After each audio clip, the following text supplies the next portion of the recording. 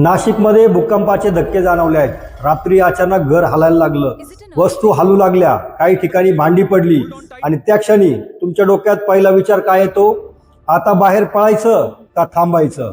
कारण भूकंपाच्या वेळी घाबरून घेतलेला एक चुकीचा निर्णय हा स्वतः भूकंपापेक्षा जास्त धोकादायक ठरू शकतो. आज आपण जाणून घेणार आहोत भूकंपाच्या वेळी घरात असाल तर काय करायचं, बाहेर असेल तर काय करायचं, लिफ्ट वापरायची का, भूकंपानंतर लगेच घरात परत जायचं का, आणि सर्वात महत्त्वाचं भूकंपाचा धक्का थांबल्यानंतर धोका संपतो का? हा व्हिडिओ नाशिकमधील, मी तर म्हणेल महाराष्ट्रातील प्रत्येक कुटुंबाने पाहावा आणि आपल्या कुटुंबासोबत शेअर नक्की करा. नाशिकमध्ये अलीकडे भूकंपाचे धक्के जाणवले आहेत. राष्ट्रीय भूकंपशास्त्र केंद्र, नॅशनल सेंटर ऑफ सेस्मोलॉजी आणि युरोपियन मेडिटेरियन सेस्मोलॉजिकल सेंटर EMSC या दोन्ही अधिकृत संस्थांनी याला 4.3 रिश्टर स्केलचा भूकंप म्हणून नोंदवला आहे, जो ओझरपासून सुमारे 45 किलोमीटर अंतरावर अगदी उथळ म्हणजे केवळ 5 किलोमीटर खोलीवरती झाला आहे. आणि इथे एक महत्त्वाची शास्त्रीय माहिती, महाराष्ट्र राज्य हे सिस्मिक झोन 3 आणि 4 मध्ये मोडतं, म्हणजे राज्यातील अनेक भाग भूकंपाच्या दृष्टीने संवेदनशील आहेत. लातूर आणि कोयना ही याची जुनी उदाहरणं देखील आहेत. म्हणजे भूकंप हा अनपेक्षित घटना नाही, पण त्यासाठी शास्त्रीय तयारी असणं गरजेचं आहे. पण इथे एक गोष्ट स्पष्ट समजून घ्या, भूकंप जाणवला म्हणजे मोठा भूकंप येणारच असा निष्कर्ष काढता येत नाही. आणि सोशल मीडियावर फिरणारे आता मोठा भूकंप येणार, आज रात्री पुन्हा भूकंप होणार असे मेसेज वैज्ञानिक पुराव्याशिवाय पुढे अजिबात पाठवू नका.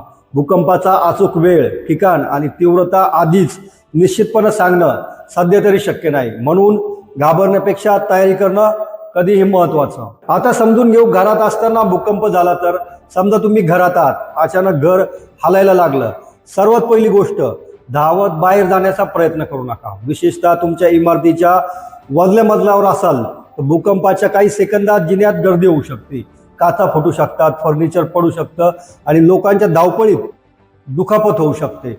त्याऐवजी लक्षात ठेवा, ड्रॉप, कव्हर आणि होल्ड ऑन. ड्रॉप, कव्हर आणि होल्ड ऑन. ड्रॉप म्हणजे खाली वाका, कव्हर म्हणजे डोकं आणि मान झाका, शक्य असल्यास मजबूत टेबल किंवा डेस्क खाली जा. आणि होल्ड ऑन म्हणजे त्या आधाराला घट्ट पकडून ठेवा. जर टेबल उपलब्ध नसेल तर भिंतीजवळ किंवा सुरक्षित जागी वाकून डोकं आणि मान हातांनी झाका. या 5 गोष्टींपासून दूर राहा. भूकंपाच्या वेळी विशेषतः या गोष्टींपासून दूर राहायचं. 1. खिडकी आणि काच, काच फुटून गंभीर जखम होऊ शकते. 2. मोठी कपाटं आणि शोकेस, ती उलटू शकतात. 3. लटकणाऱ्या वस्तू, फॅन, मोठे दिवे आणि इतर वस्तू पडू शकतात. 4. बाल्कनी, भूकंपाच्या वेळी बाल्कनीत उभं राहणं धोकादायक. आणि 5. लिफ्ट, भूकंपाच्या वेळी लिफ्टमध्ये अडकण्याचा धोका हा सगळ्यात जास्त असतो. म्हणून भूकंप झाला म्हणजे लिफ्टकडे अजिबात धावायचं नाही. आता जर तुम्ही बेडवर असाल तर हा प्रश्न खूप महत्त्वाचा आहे. समजा रात्री तुम्ही बेडवर झोपलेले आहात, भूकंपाचा धक्का जाणवला, पण फक्त बाहेर धावण्याचा प्रयत्न करू नका. बेडवरच राहून डोकं आणि मान उशीने झाकणं हे अनेक परिस्थितीमध्ये अधिक सुरक्षित ठरू शकतं. पण जर तुमच्यावर जड वस्तू, काच किंवा पडण्याची शक्यता असलेली वस्तू असेल तर परिस्थितीनुसार सुरक्षित जागेकडे हलणं आवश्यक आहे. म्हणजेच एकच नियम सगळ्या परिस्थितींना लागू होत नाही. तुमच्या आजूबाजूचा धोका ओळखा आणि मग निर्णय घ्या. आता तुम्ही बाहेर असाल तर, समजा तुम्ही रस्त्यावर आहात, अगदी इमारतीच्या जवळ उभं राहू नका. काच, भिंतीचे तुकडे, साईनबोर्ड किंवा इतर वस्तू खाली पडू शकतात. शक्य असल्यास मोकळ्या जागेत जा. वीज वाहिन्यांपासून दूर राहा आणि गर्दीत धावू नका. भूकंपाच्या वेळी सर्वात महत्त्वाची गोष्ट आहे पॅनिक कंट्रोल. तुम्ही शांत राहिलात तर योग्य निर्णय घेण्याची शक्यताही वाढते. भूकंप थांबला म्हणजे धोका संपला का? तर नाही. ही अत्यंत महत्त्वाची गोष्ट आहे. मुख्य धक्क्यानंतर आफ्टर शॉक्स म्हणजेच पुढील छोटे भूकंपीय धक्के येऊ शकतात. म्हणून पहिला धक्का थांबल्यानंतर लगेच सगळं ठीक आहे असं समजून घरात किंवा इमारतीत परत जाऊ नका. घराच्या भिंतीमध्ये मोठ्या भेगा आहेत का? बीम किंवा कॉलमला नुकसान झालं आहे का? गॅसचा वास येतोय का? वीज वाहिन्या खराब झाल्या आहेत का? काच फुटली आहेत का? अशा धोक्यांकडे लक्ष द्या. संशयास्पद स्ट्रक्चरल डॅमेज असल्यास इमारतीपासून सुरक्षित अंतरावर राहा आणि संबंधित अधिकाऱ्यांच्या सूचनांचे पालन नक्की करा. आता जखम झाली तर काय करायचं? भूकंपानंतर जखमी व्यक्ती दिसली तर सर्वप्रथम स्वतःची सेफ्टी सुनिश्चित करा. त्यानंतर जोरदार रक्तस्राव होत असेल तर स्वच्छ कापडाने थेट दाब द्या. व्यक्ती बेशुद्ध असेल तर श्वासोश्वास तपासा. गंभीर जखम असल्यास तातडीची वैद्यकीय मदत घ्या. पण एक महत्वाची चूक अजिबात करू नका. अडकलेल्या व्यक्तीला परिस्थिती न पाहता जोराने ओढून बाहेर काढू नका.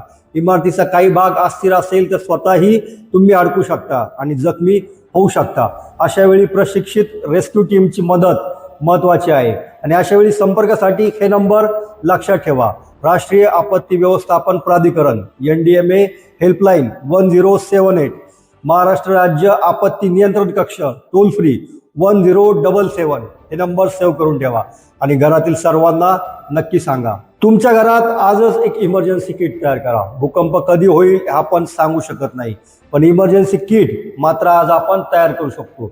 त्यामध्ये आपल्याला ठेवायचं आहे पिण्याचं पाणी, आवश्यक औषधं, फर्स्ट एड किट, टॉर्च, अतिरिक्त बॅटरीज, पॉवर बँक आणि काही रेडी टू ईट फूड आणि महत्त्वाचे कागदपत्रांची प्रत, आवश्यक संपर्क क्रमांक सुद्धा आणि वरील हेल्पलाईन नंबर सुद्धा त्यामध्ये लिहून ठेवायचे.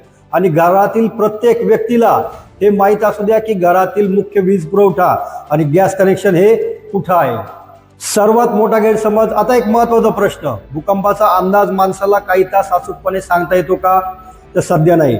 म्हणून मला आज विचित्र वाटतंय म्हणजे भूकंप येणार, प्राण्यांनी वेगळं वागलं, वेगळे आवाज काढले म्हणजे भूकंप येणार, आज अमुक वेळेला मोठा भूकंप येणार, अशा दाव्यांवर विश्वास ठेवू नका. भूकंपाबाबत माहिती मिळवताना अधिकृत वैज्ञानिक आणि आपत्ती व्यवस्थापन संस्थांच्या माहितीलाच प्राधान्य द्या. नाशिकमध्ये भूकंपाचे धक्के जाणवले म्हणून घाबरण्याची गरज नाही, पण तयार राहण्याची गरज नक्की आहे. आज आपल्या घरात एक छोटा फॅमिली डिस्कशन करा. सगळ्यांना सांगा भूकंप झाला तर कुठे जायचं, कुठे लपायचं, काय टाळायचं आणि इमर्जन्सी किट कुठे आहे. कारण आपत्तीच्या वेळी माहिती वाचवते, पण तयारी जीव वाचवू शकते. हा व्हिडिओ नाशिकमधल्या तुमच्या कुटुंबियांना, मित्रांना आणि व्हॉट्सअप ग्रुपमध्ये नक्की शेअर करा. नमस्कार, मी डॉक्टर गोरे, तुमचा ऑनलाईन फॅमिली डॉक्टर. आणि अशाच वैज्ञानिक, आरोग्यविषयक आणि जनजागृतीच्या माहितीसाठी डॉक्टर गोरे वेलनेस चॅनलला फॉलो नक्की करा. आणि लक्षात ठेवा, घाबरू नका, माहिती घ्या, तयारी ठेवा आणि सुरक्षित राहा. जय हिंद, जय महाराष्ट्र.